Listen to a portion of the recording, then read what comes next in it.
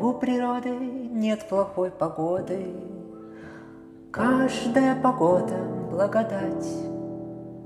Дождь или снег — любое время года надо благодарно принимать.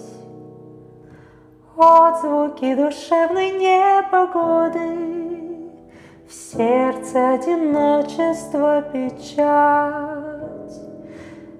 и бессонниц горестные всходы надо благодарно принимать, надо благодарно